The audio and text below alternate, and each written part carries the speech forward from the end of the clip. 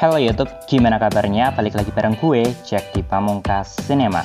Sesuai judul pada thumbnail video kali ini, kita bakal lanjutin rangkum film The Purge series dengan judul The First Purge. Dari judulnya tentu kita bisa nebak kalau film ini bakal berlatar waktu di mana The Purge alias pembersihan pertama kali diadakan. The Purge adalah istilah yang digunakan untuk menyebut sebuah malam di mana sebuah kejahatan dilegalkan selama 12 jam dan disahkan oleh pemerintah Amerika. Memang terdengar cukup gila sih, tapi gilanya lagi, ternyata hal tersebut benar-benar berhasil, yang ditandai dengan angka kemiskinan, pengangguran, orang-orang gak berguna, dan bahkan kejahatan terus berkurang. Cuma satu yang gak berkurang, yaitu rasa cintaku padamu. Oke, nggak usah lama-lama ceritanya, paling juga nggak ada yang nonton. Yuk langsung aja kita cus masuk ke filmnya. Tapi sebelum itu, kita putar dulu dong intro baru kita.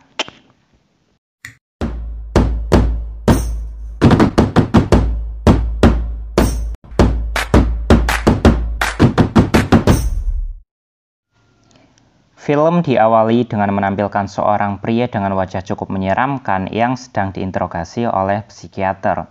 Orang ini dipanggil dengan julukan Skeletor. Si Skeletor ditanyai tentang apa yang ingin ia lakukan ketika merasa amarahnya memuncak, dan ia menjawab akan melepaskan kemarahannya tersebut kepada orang-orang di sekitarnya. Selanjutnya, scenes menampilkan berbagai permasalahan yang sedang menimpa Amerika, mulai dari pasar saham anjlok, pengangguran meningkat, polusi udara di mana-mana, utang membludak, korupsi dianggap karya, dan moral dianggap berbahaya. Semua permasalahan tersebut membuat warga Amerika melakukan protes besar-besaran, menuntut pemerintah untuk melakukan sebuah perubahan, yang akhirnya sebuah partai yang sedang berkuasa dengan nama New Founding Fathers menemukan sebuah ide gila tersebut, yaitu malam pembersihan. Lanjut, kita akan diperkenalkan salah satu dari tokoh utama di film ini, yaitu Dimitri. Dimitri merupakan seorang ketua gangster paling ditakuti di daerah tersebut. Dan ternyata, eksperimen The Purge akan dilakukan di Pulau Staten Island, tempat Dimitri tinggal, yang mayoritas penduduknya adalah orang berkulit hitam serta berpenghasilan rendah. Kemudian, ini adalah Nye, salah satu orang yang sangat menentang diadakannya The Purge. Serta ini adalah adiknya yang merupakan satu-satunya keluarga yang ia punya, bernama Asia. Tentunya banyak orang yang menentang serta memilih pergi meninggalkan pulau, tapi ada juga yang tetap bertahan karena diiming-imingi uang sebanyak $5.000. Ini adalah salah satu petinggi NFFA, serta wanita ini adalah salah satu dokter yang ikut menganalisa serta mendukung eksperimen tersebut.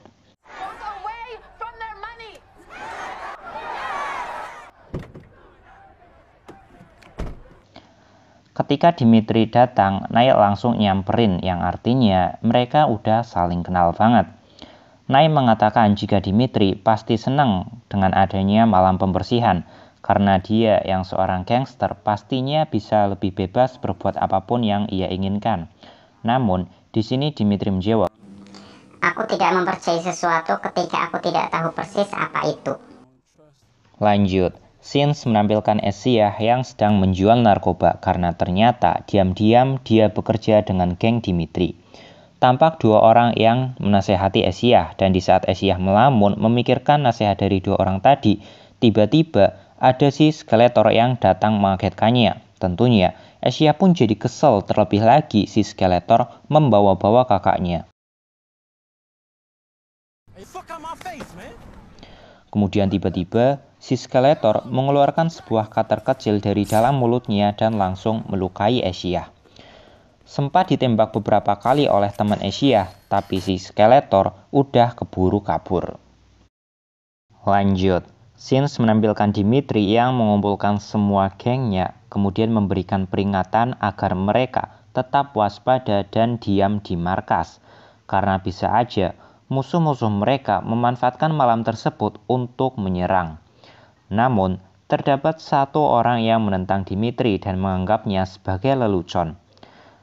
Kemudian dengan cepat, salah seorang anak buahnya meringkusnya dengan cepat. want to fucking purge, man. For the first time in my life.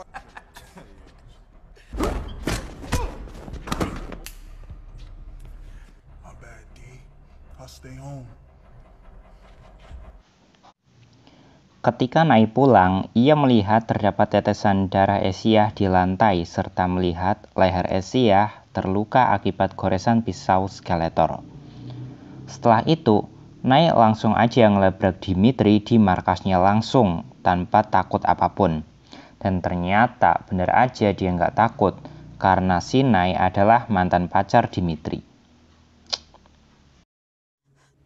You weren't always like this. Stay the fuck away from us, Dimitri. Karena pengen balas dendam ke Skeletor, Asia memilih untuk berpartisipasi dalam malam pembersihan nanti. 1 jam sebelum malam pembersihan dimulai. Nai yang mempunyai rasa simpati yang tinggi berusaha mengumpulkan orang sebanyak mungkin di dalam gereja agar mereka bisa terlindungi. Kemudian, Nai menelepon Asia untuk memastikan jika adiknya sudah pergi ke tempat yang aman di luar Staten Island. Tapi nyatanya, Asia justru masih berada di Staten Island dan bahkan berencana berpartisipasi dalam malam pembersihan untuk membalas dendamnya kepada Skeletor. Asia bersiap dengan memasang implan mata yang diberikan. Implan mata ini berfungsi untuk memonitor pergerakan pengguna sehingga apabila si pengguna meninggalkan pulau, maka akan ketahuan dan nggak jadi dapat $5.000. Serta ketika pengguna membunuh orang, maka itu pun juga akan terekam dan dia akan mendapat bonus tambahan.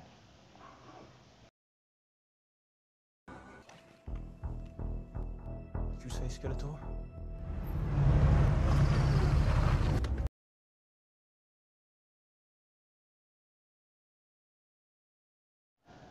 Dan siaran penanda malam pembersihan di mana semua kejahatan dilegalkan pun dimulai. Setelah bunyi sirene berhenti, berarti pembersihan telah dimulai sampai 12 jam ke depan. Blessed be our new founding fathers, a nation reborn. God be with you all.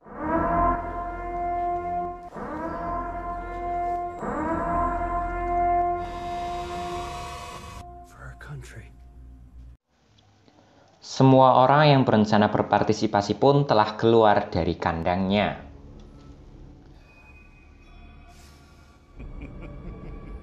Lanjut. Tampak seorang pria yang berusaha mencongkel sebuah mesin, entah itu ATM atau apa gitu, yang pasti isinya uang.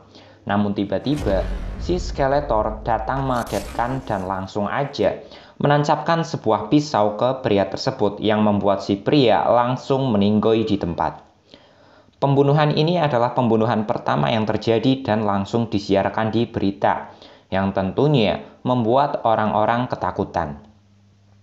Ini si Skeletor sih nggak normal parah, nggak punya rasa kasihan sedikit pun loh. Tapi ya namanya aja psikopat, pantas aja kejem. Kalau si Kodir baru tuh nama ketua RT sebelah. Kemudian, ini adalah sekelompok gangster kecil yang berencana akan memanfaatkan malam tersebut untuk menyerang geng Dimitri. Dan ini adalah pemimpinnya yang bernama Capital A. Geng tersebut kemudian merampok sebuah toko senjata yang ada di pinggir jalan. Asia yang melihatnya memilih main aman dengan tidak mempedulikannya. Namun tiba-tiba, Asia dikagetkan dengan sekelompok pemuda bersenjata, tapi untungnya salah satu pemuda tersebut adalah kenalannya yang bernama Kels. Kels kemudian mengajak Asia ke sebuah pesta. Aduh, parah banget nih orang. Bisa sempet-sempetnya ngadain pesta loh.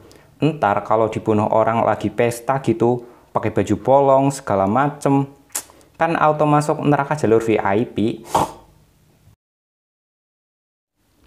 Sementara Dimitri yang bosen memilih menyewa 2 orang wanita pengencrit untuk menemaninya. Dan di saat yang bersamaan, si Skeletor juga datang ke pesta tadi. Karena orang-orang di pesta nggak ada yang nonton radio ataupun dengerin TV, mereka pun nggak tahu kalau si Skeletor adalah psikopat yang abis ngebunuh orang. Malahan, Ada seorang wanita yang nyamperin si Skeletor dan joget-joget di depannya. Sementara Dimitri juga lagi joget bareng sama dua wanita sewaan tadi. Tapi tiba-tiba, wanita pengenceri tadi malah menyerang Dimitri dengan sebuah pisau. Tapi untungnya, refleks Dimitri sangat cepat.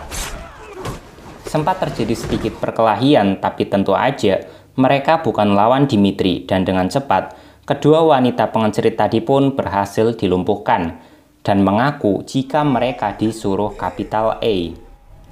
Di sisi lain, setelah puas digoyang, si Skeletor langsung menancapkan pisaunya ke wanita tersebut, serta menyerang satu pasangan lain tanpa belas kasihan. Ketika seorang wanita melihat dan sadar apa yang terjadi, dia pun langsung berteriak histeris dan membuat semua orang kabur kocar-kacir. Cuma satu yang tersisa, yaitu Asia.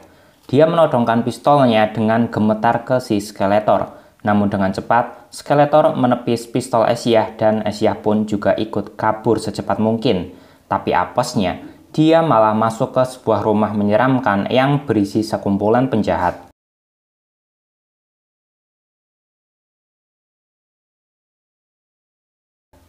Mereka pun mengetahui kedatangan Asia dan langsung memburunya.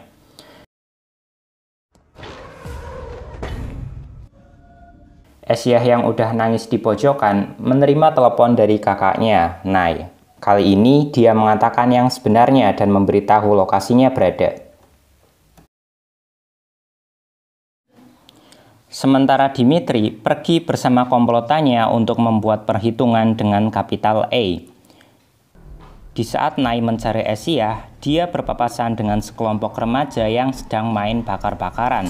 Takut mereka akan berbuat jahat, Nai memilih bersembunyi di dekat bak sampah. Tapi tiba-tiba terdengar suara tangisan bayi. Dan saat itu juga kaki Nai sudah terjebak dan sebuah tali langsung menariknya menuju saluran air. Ternyata itu adalah perbuatan seorang pria cabul. Dia langsung menggrepet-grepet celana Nai. Jancok iki. Tapi untungnya dengan cepat Nai menyemprotkan cairan pembasmi serangga yang membuat si pria cabul tersebut kelenger.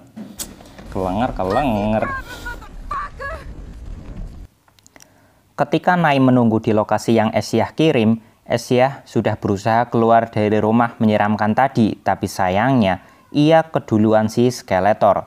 Di saat si Skeletor hampir memotong leher Nai, Asia berlari dan menusukkan pisau ke si Skeletor dan mereka pun berlari secepat mungkin. Lanjut. Dua wanita pengenceri tadi menemui bos mereka yaitu Capital A. Capital A mengira Dimitri sudah berhasil mereka bunuh, tapi tiba-tiba Capital A dan semua anak buahnya sudah ditodong pistol oleh Dimitri dan kawan-kawan. Ya kali seorang Dimitri bro mati gara-gara dua wanita pengencrit. Tanpa ragu, Dimitri langsung menodong dan menembakkan pistolnya ke Capital A. Dimitri juga memerintahkan agar semua anak buah Capital A dibersihkan, sementara dua wanita pengenceri tadi dibebaskan dengan syarat dilarang masuk ke Staten Island lagi. Sementara petinggi NFFA kecewa dengan tingkat partisipasi yang rendah dari warga Staten Island. Hanya sedikit warga Staten Island yang berbuat kriminal di malam tersebut dan tidak sesuai target mereka. Di saat Nai dan Asia melanjutkan perjalanan ke gereja, mereka dikagetkan dengan seorang pria bertopeng babi yang membawa sebuah pistol. Di saat mereka terpojok dan mengira hidup mereka akan berakhir, tapi ternyata pistol tersebut cuma berisi air pecering. Suwek nih orang, bikin kaget doang loh.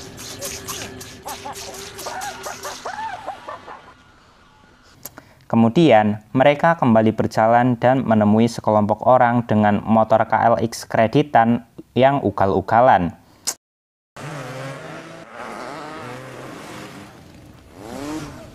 Dan pada saat itu, muncul berita di mana tiba-tiba orang-orang memakai topeng dan melakukan kekerasan di mana-mana. Si dokter pun mulai curiga dan menganggap semua itu tidak masuk akal. Sepertinya ada sebuah konspirasi global. Especially in low-income areas. This doesn't make any sense. Don't question it. Dan Dimitri setelah membereskan Capital A bersama anak buahnya pulang menuju markas. Dan nggak sengaja lihat orang yang lagi ngenskoy di jalan. Saat mereka nggak fokus, tiba-tiba ada sebuah mobil terbakar yang melaju dengan cepat menabrak mereka. Tiba-tiba mereka diserang sekelompok orang bersenjata, tapi dengan cepat Dimitri menghabisi mereka seorang diri.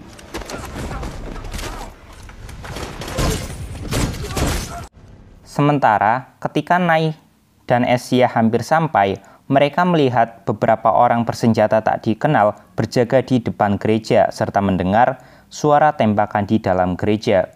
Waduh, padahal banyak banget orang-orang lemah di gereja loh.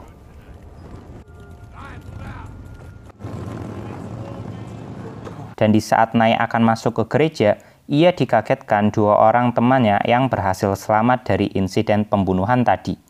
Mereka berpura-pura mati dengan mengoleskan darah orang lain agar mereka bisa selamat. Karena masih terdengar banyak suara tembakan, mereka pun memilih kabur ke tempat yang lebih aman. Sementara anak buah Dimitri menemukan sebuah tato yang seragam pada orang-orang bersenjata tadi. Dia mengenali tato tersebut dan ternyata mereka adalah tentara bayaran yang disewa dari luar negeri. Si dokter yang curiga diam-diam masuk ke kantor pemantauan NFFA dan akhirnya mengetahui rencana busuk pemerintah. Pemerintah menyewa tentara bayaran untuk memanipulasi malam pembersihan tersebut. Target mereka adalah membunuh sebanyak mungkin orang, terutama mereka yang berpenghasilan rendah, tinggal di tempat kumuh, kerjanya cuma rebahan, beban keluarga, dan sampah masyarakat yang sangat-sangat membebani negara.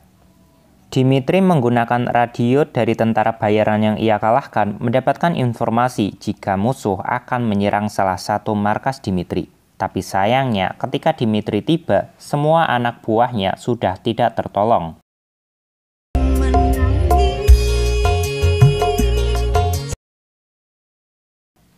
Di sisi lain, Nai bersama yang lain berusaha lari secepat mungkin menuju kontrakannya yang ia anggap aman. Dan di jalan kita bisa melihat tentara bayaran dengan sadis membunuh orang-orang yang mereka temui.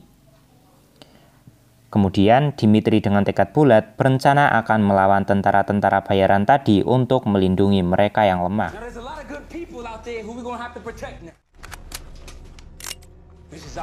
Sementara nasib buruk terjadi pada si dokter. Karena takut konspirasinya terbongkar, petinggi NFFA memerintahkan beberapa orang untuk membunuh si dokter. Dan ini adalah salah satu perlawanan yang terjadi dengan tentara bayaran.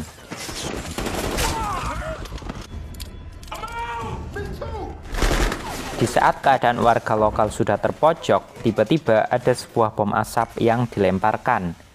Dan ketika pandangan musuh hilang, dengan cepat pasukan Dimitri menghabisi mereka semua.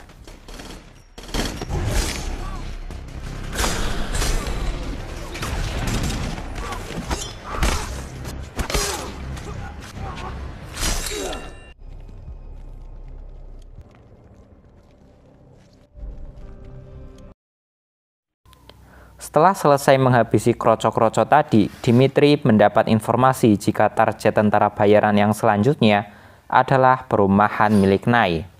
Dengan cepat, Dimitri dan pasukannya pun bergegas ke sana. Namun, di saat Dimitri memberikan strategi ke pasukannya, tiba-tiba ada beberapa drone yang langsung menembaki dan membuat semua pasukan Dimitri tewas di tempat. Gue agak kecewa sih di skene ini, masa pasukan Dimitri yang sangat GGWP gitu mati cuma gara-gara drone. Walaupun Dimitri sangat sedih melihat keadaan pasukannya, tapi dia tidak butuh waktu lama untuk merenung, kemudian bergegas menyelamatkan Nai. Untungnya, kamar Nai berada di lantai 14 dan berarti Nai dan Dimitri masih punya cukup waktu. Meskipun seorang diri, Dimitri dengan tekad bulat tetap akan melawan puluhan pasukan tentara bayaran. Para tentara bayaran pun dengan cepat menghabisi seluruh penghuni indekos dengan mudah tanpa perasaan. Sementara Nai berusaha menghalangi pintu kamarnya dengan barang-barang yang ada.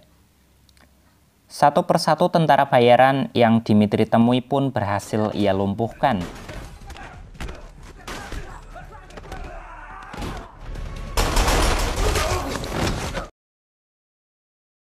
Kemudian, dengan cerdik Dimitri mematikan listrik di perumahan tersebut untuk menghilangkan visual musuh. Dan tanpa adanya penerangan, Dimitri layaknya satria kegelapan menghabisi musuh satu persatu.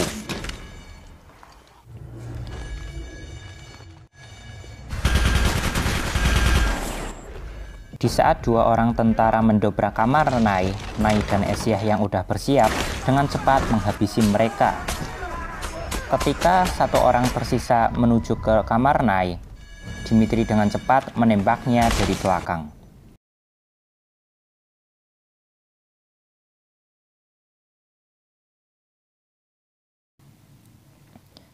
Ketika pemimpin pasukan sampai di lantai tersebut, Dimitri meminta Nai dan kawan-kawan bersembunyi di lemari, tapi Nai kekeh buat bantuin Dimitri. I'm with you. We ought to eat it. It won't work.